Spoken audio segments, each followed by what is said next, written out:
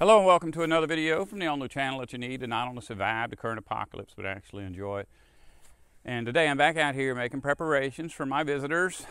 This is going to be the area where we burn all of our debris, and so I feel like instead of having this chore sitting here waiting, I need to get this cleaned out very nicely and stack some stuff on there to dry. So we'll have a fire ready to go when we start clearing these woods up. Now, this isn't just going to be where we burn our debris. I have a feeling that in the evenings we'll probably be hanging around this fire. So before this is over with, I plan on having it nice and cleared and then actually mow the grass and get us some lawn chairs over here so we'll have a place to hang out. So the first thing I got to do, looking around, I think I need to kind of work my way into it, which means that this is probably the first thing that needs to come down, and I do have it poised right over that camera. So I'm going to move this camera out of the way. Let's see, this needs to come down first, I think.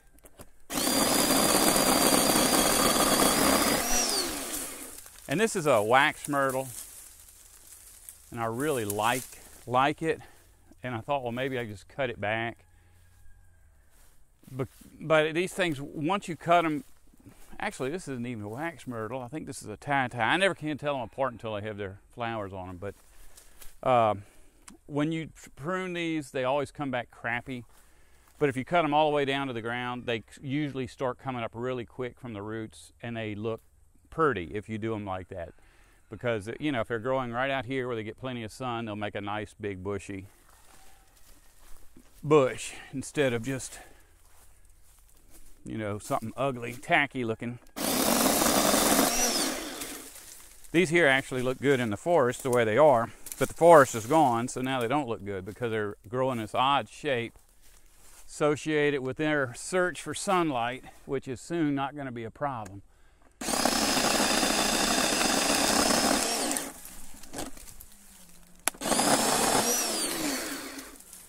I got to drag this stuff out of the way.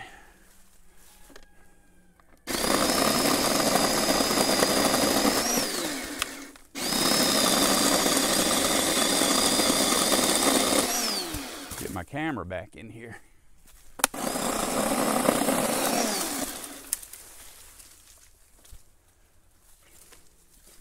I really do like this saw.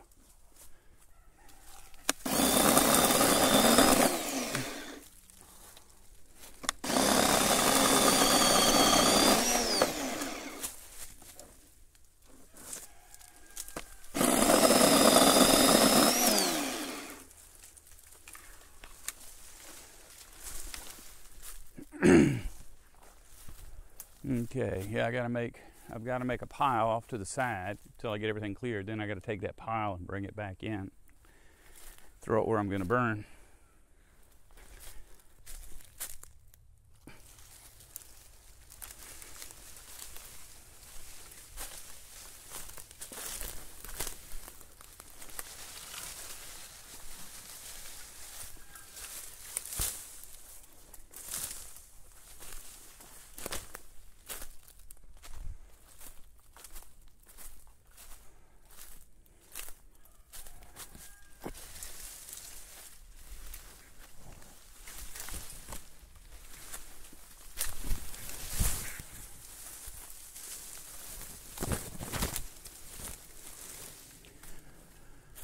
That was too big for me to be messing with.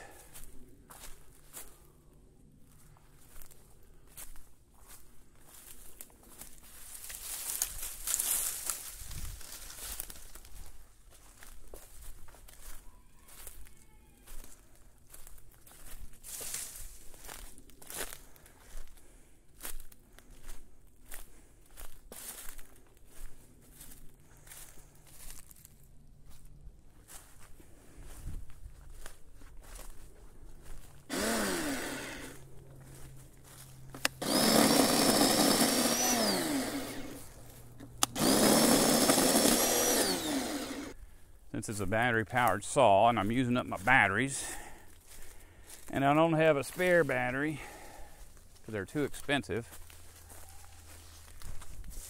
and not using them, seems to make them last a lot less than when you're using them regular. I don't believe in having multiple batteries for my saws. But, I mean, if there was something that used up a battery in like 10 minutes, yeah, I'd have a bunch of them, like my cameras. But with a saw that I don't use too much, I just believe in working till the battery goes dead and then stop working. And that usually is about the right amount of time. This thing actually, the last time I was out here, I really broke all of my records as far as how much time I spent working. And when I got done, the saw was still cutting. So it's not, I do not need to have an extra battery for this thing. But I guess the point I was trying to make originally when I started talking about using up your batteries is I just got done cutting through some branches that were very small, like an inch across.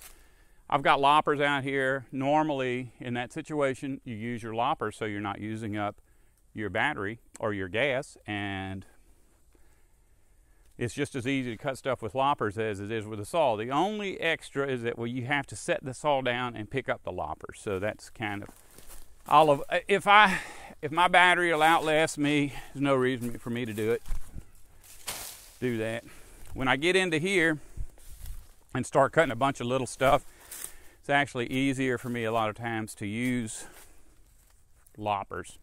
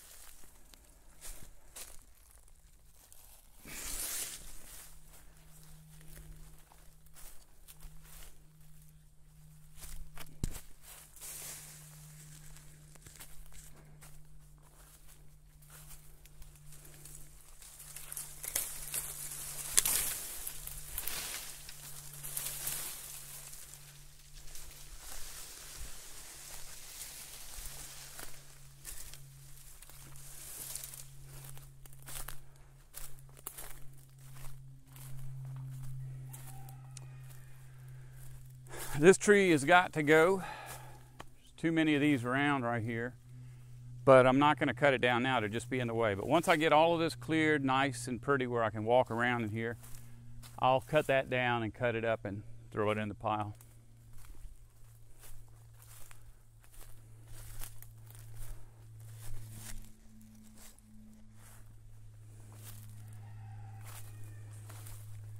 I don't know if you can see, this is a camphor tree. I hate, I planted this camphor tree, but after going through my whole forest looking for a place to burn stuff, this was really the only potential candidate because there's no trees that can be damaged above it.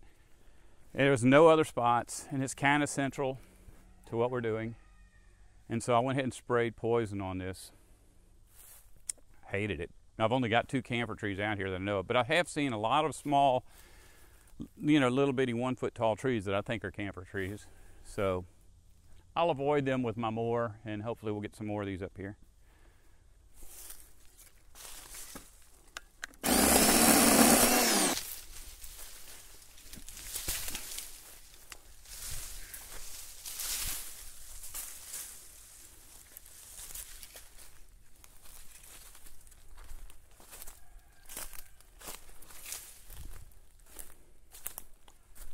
Probably I've already said this in enough videos, but I'm going to say it again. It's if you're an old person or a weak person or a sick person, you probably really don't have any business using a gas-powered chainsaw. And I'm really liking this little battery model.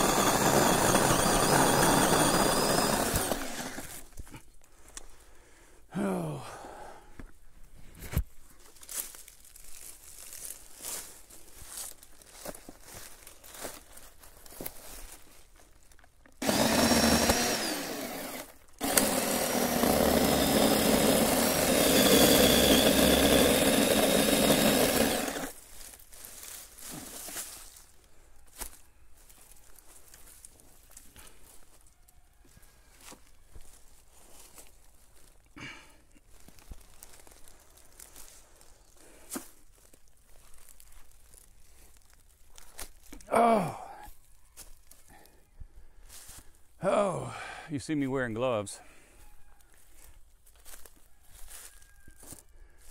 I'm not trying to be a He-Man or make a fashion statement. This stuff has got stickers all over it. Here's one. Let's see, here you go. This is called greenbrier. It's a really good food source, and I've eaten it before in like by the pots. And but the thing is, you can't eat this part near the top where it's green. The new shoots, you can break those off and eat them. The thing is, they're normally way up in the top of trees, but because I do this kind of stuff, a lot of times I'll run over all of it and come back a month later, and they'll be this tall. And you can eat about that much of them, so I can just walk through here harvesting it.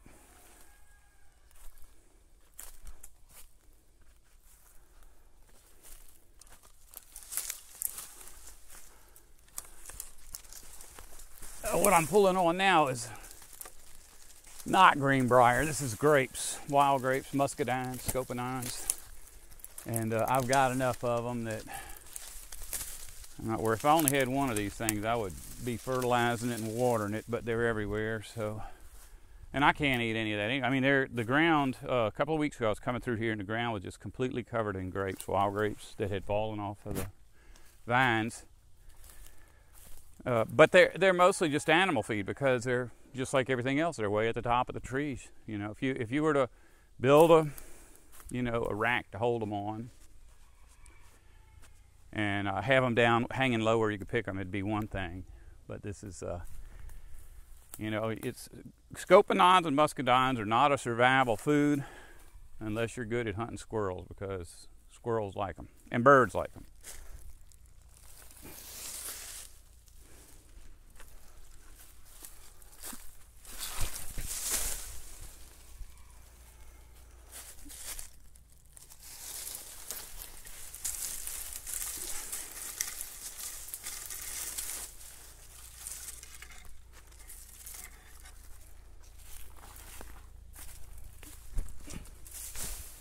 You may have noticed all the garbage stacked up in there. I've been instead of burning my garbage every week, I've just been stacking it up there. Now this stuff here does not need to be, I do not need to wear myself out cutting it down, because I'm going to cut that tree down and that stuff can stay up there. But I do want it out of my face.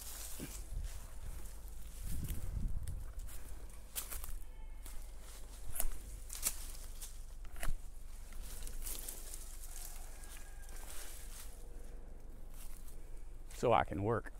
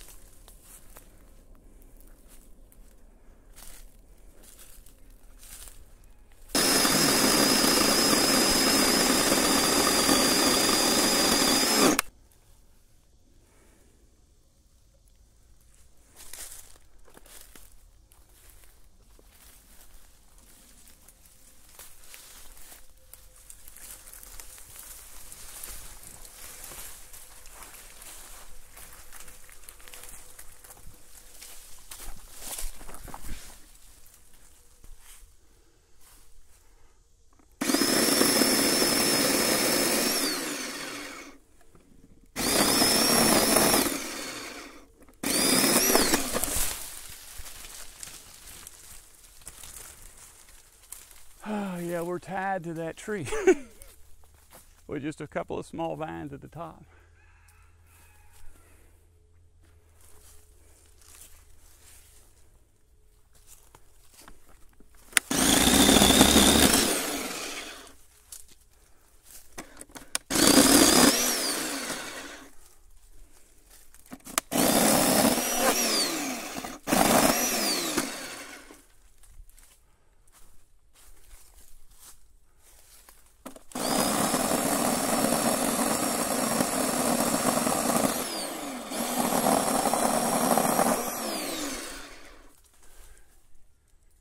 Actually, if I could get up there with my loppers, I could cut that bunch of grapevines off.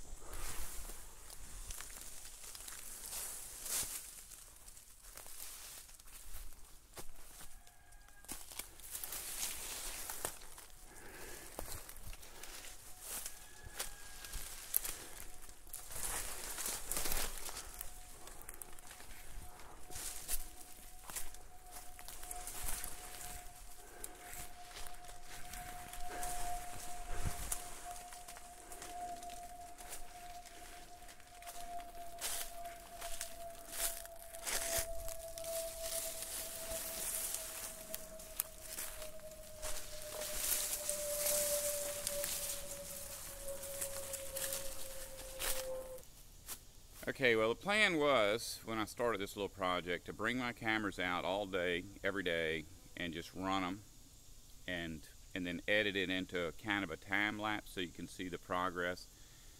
But on day 2, I just really didn't feel like setting all my camera equipment up.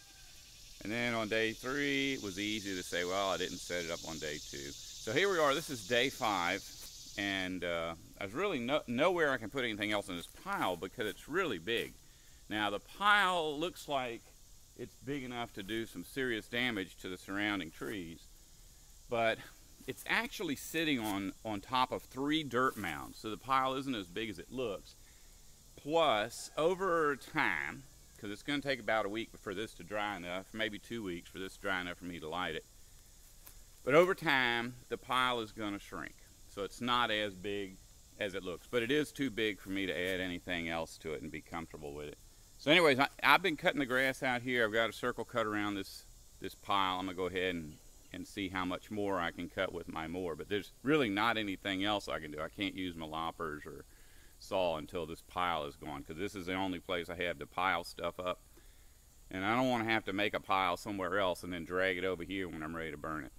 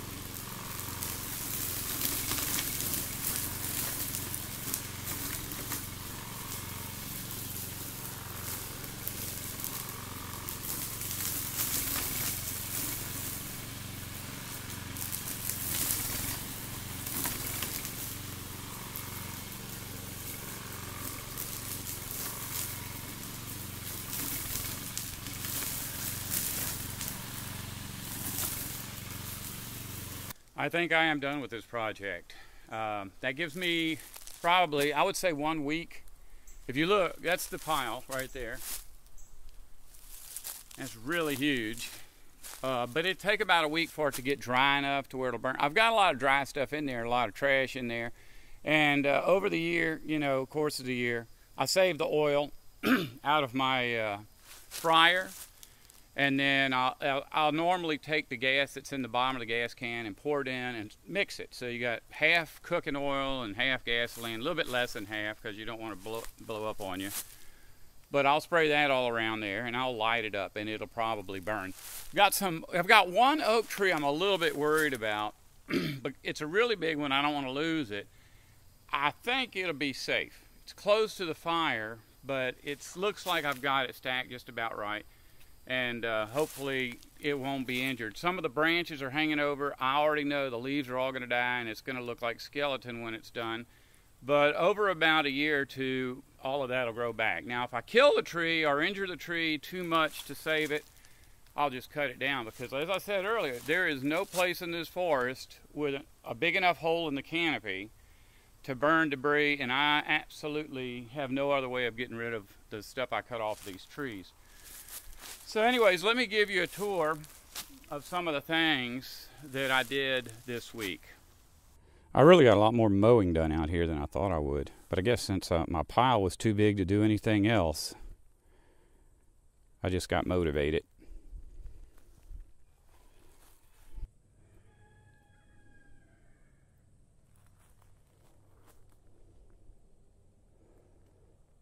This is the biggest magnolia tree I have here. And, that's like the state tree of Mississippi. But, I don't care about that. I just like it because it has these really weird leaves that they add to the forest because, most of the things out here have a little bitty leaves. See, these are some other magnolias. I've got ribbons on that one and these little ones simply because there's too many of them here. But at the same time, I'm not going to cut them down to the last minute because I want them to kind of deflect some of the heat off of this magnolia.